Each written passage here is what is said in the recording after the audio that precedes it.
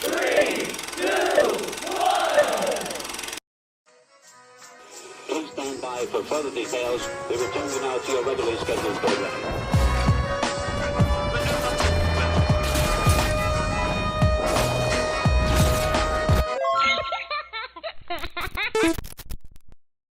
Hello to those of you who are feeling called to this reading in particular, mystery reading at number 978. My name is Elizabeth, and before getting into this reading, if you are a recurring viewer, you enjoy my work, and would like to help support it, you can do so by sticking around and hitting that subscribe button down below and ringing the notification bell next to it if you feel called to. And if you do feel called to subscribe and stick around, welcome. And thank you very much for your support as well as your presence during this reading. So I want to say that the reading that I'll do in the future for 987, that might be significant for you. And I'm currently hearing a siren outside, which for me is usually a sign about paying attention. The universe and your spirit guides trying to bring your attention to something, similarly to how I interpret a dog barking. So if you really do feel like that reading in the future, 987, could be meant for you, this is confirmation to trust that feeling.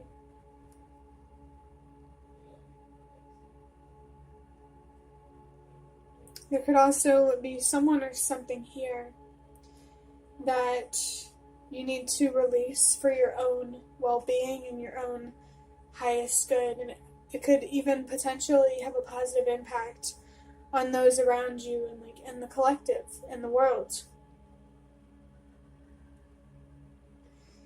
Getting into interpreting the number 978, the number 9 is about purpose and helping the world release what no longer works.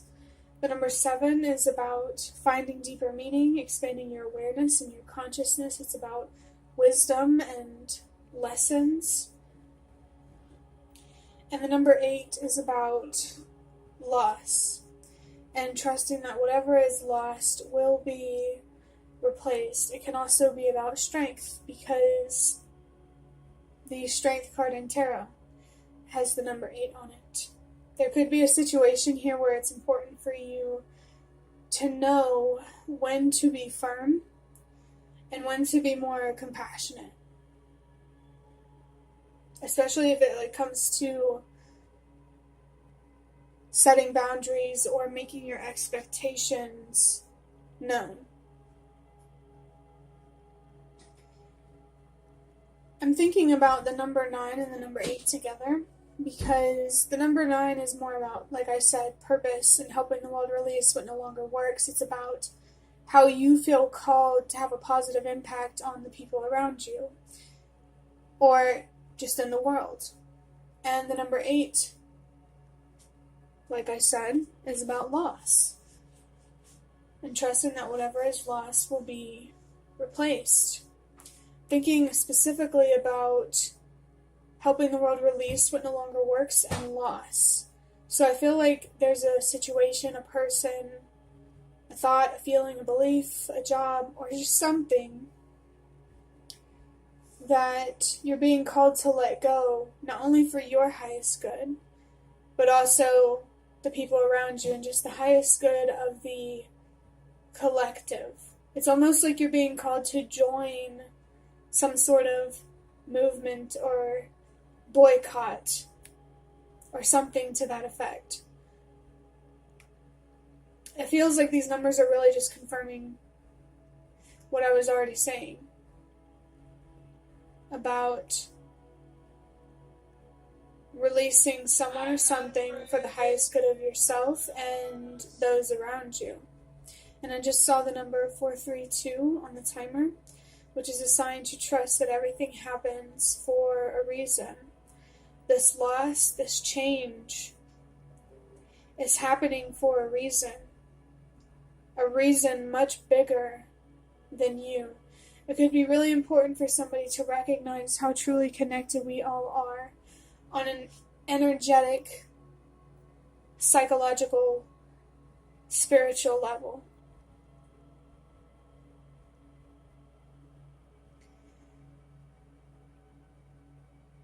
What you do, what you don't do, what you say, what you don't say, it matters because it contributes to something larger than you.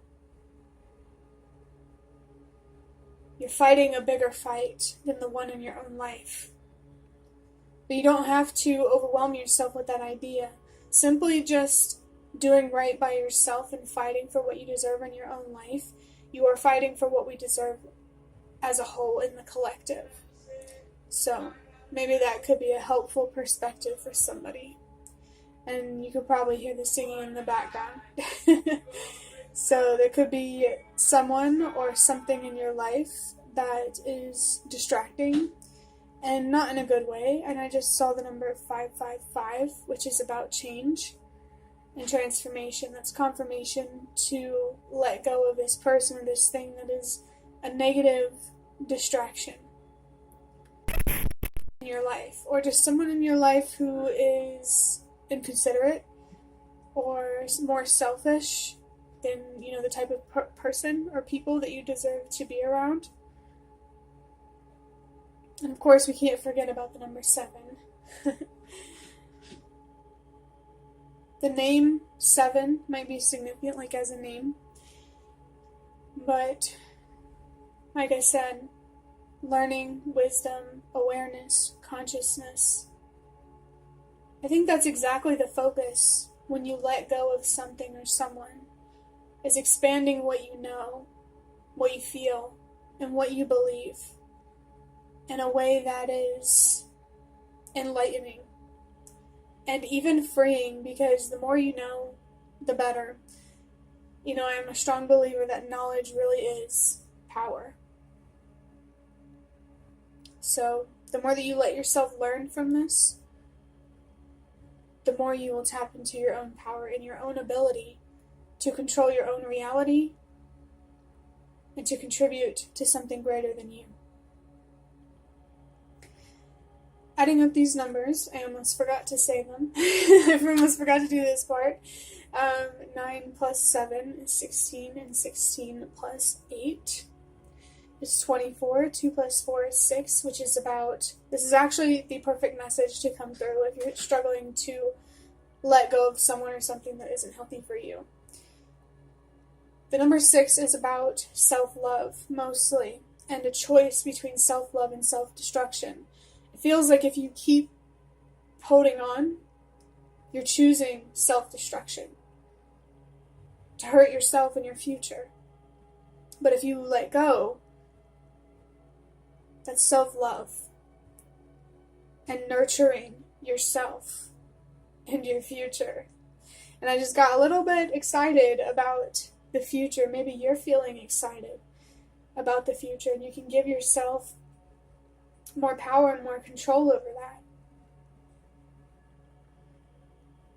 by taking ownership of your own thoughts and feelings and beliefs that keep you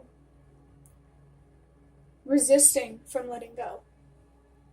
I was reminded of this thing called psychohistory.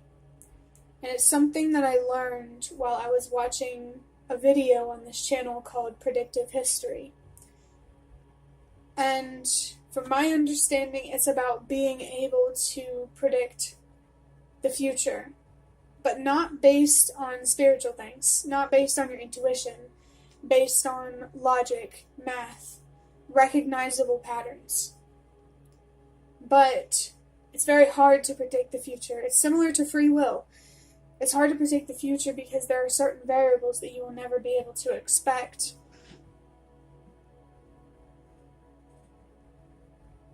Or to predict. So, maybe there is something significant here about history. Maybe it's your own history or the history of the world, your country, whatever it may be. And there's something here about being able to predict your own future or the future of the world. Maybe there needs to be more acceptance around the limitations around that, and how there will always be unexpected variables. You can always work towards something and hope for something and be committed, but you have to truly be committed. You have to allow yourself to make room for the unexpected, for detours or curveballs. You can't let that frustration of the unknown hold you back and limit you and just make you unhappy and make choices that don't honor yourself. That's just life. I am a strong believer.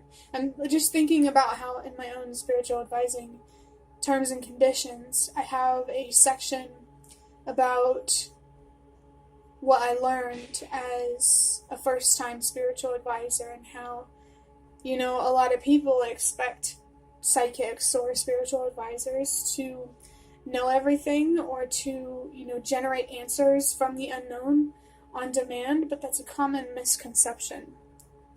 From what I've learned, that's my belief, that is a common misconception, because if I can't even predict my own future, how can I do it for other people?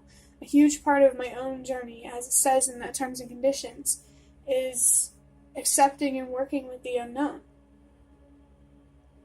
And funny enough, accepting what you don't know is what helps you know more. Because, I don't know, I guess your mind and your intuition aren't clouded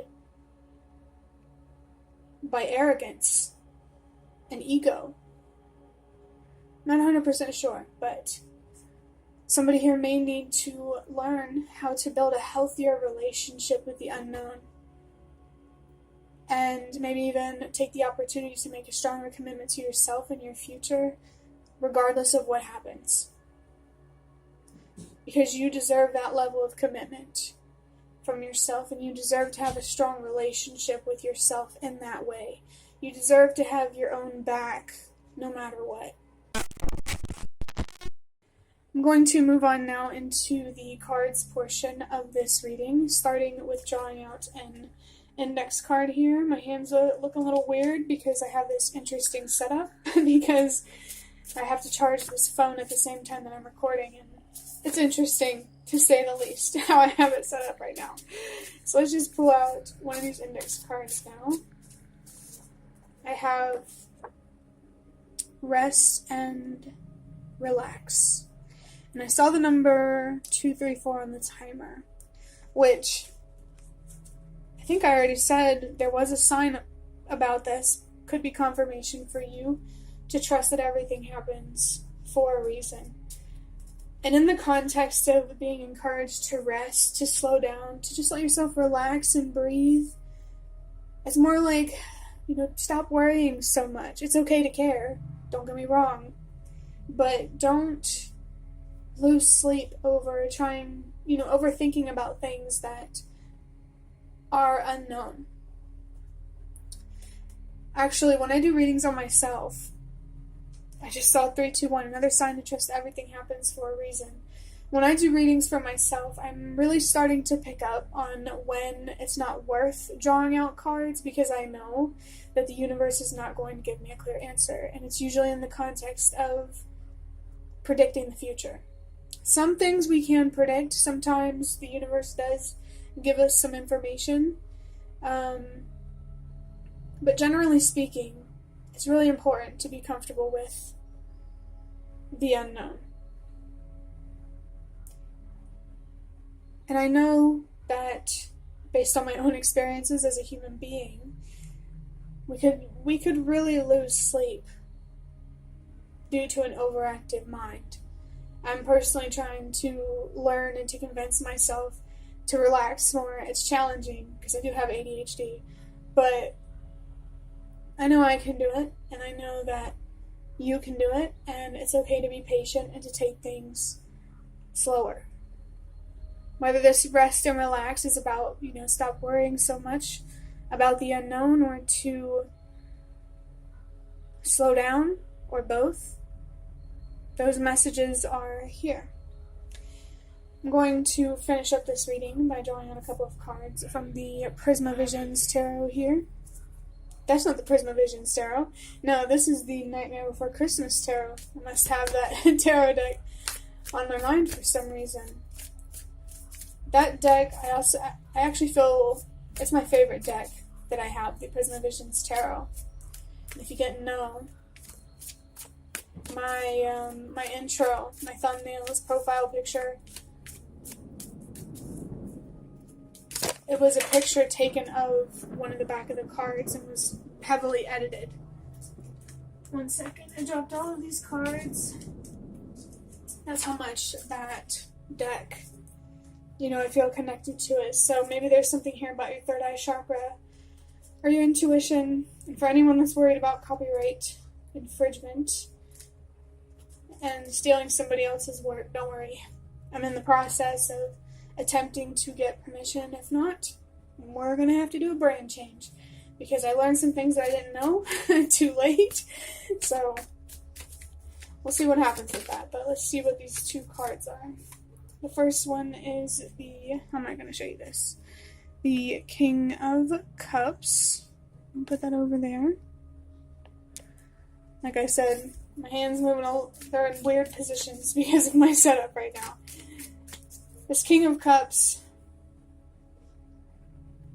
this is somebody who has control over their own emotions, which reflects the control that they have over their own mind. And I feel that finding balance emotionally it's important for you to focus on that. Not while you're resting and relaxing, but it is important. I feel that struggling to accept the unknown is what really takes a toll on you emotionally. And I have the Magician. I love to see the Magician. It says creativity, inspiration, vision, action, I can, I will, plan. And I saw the number 654, another sign to trust that everything happens for a reason. I'm seeing we have two cards that represent people. And I definitely think it's about you. The Magician is about your power. That makes a lot of sense, actually. Because it says, I can, I will. Having that inner dialogue, those thoughts that support your ability to tap into your power. It's being able to tell yourself, I can, I will, or if you're trying to think about the possibility of something that you're excited about, it can happen, it will happen. Something is preventing you from being more optimistic about yourself and what's possible for you. And I definitely think it's taking a toll on you emotionally.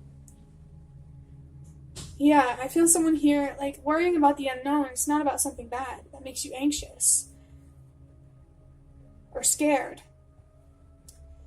It's about being excited about something, very energized about it, and losing sleep over it.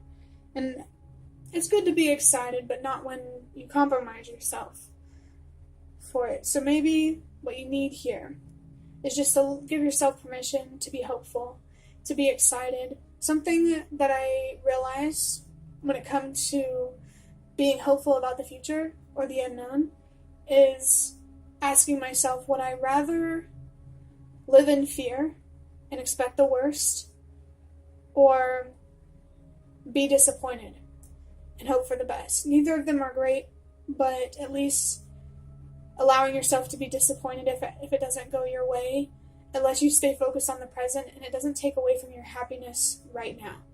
I have a card that I wrote that says present happiness is just as important as long-term happiness. So I do think that there's something that you're working on or investing in over a long period of time, and that excitement could really drive you and motivate you, but just make sure it's not going into overdrive to where you don't even let yourself relax. It's important to pace yourself. I just think you could really benefit from understanding your own mind a little better, your own feelings, and maybe even your own beliefs, so that way you can just get more rest, more sleep, and maybe even more fun in your life and less work, because you deserve to have more fun. It's important to work, but it's even more important to have a balance between work and play.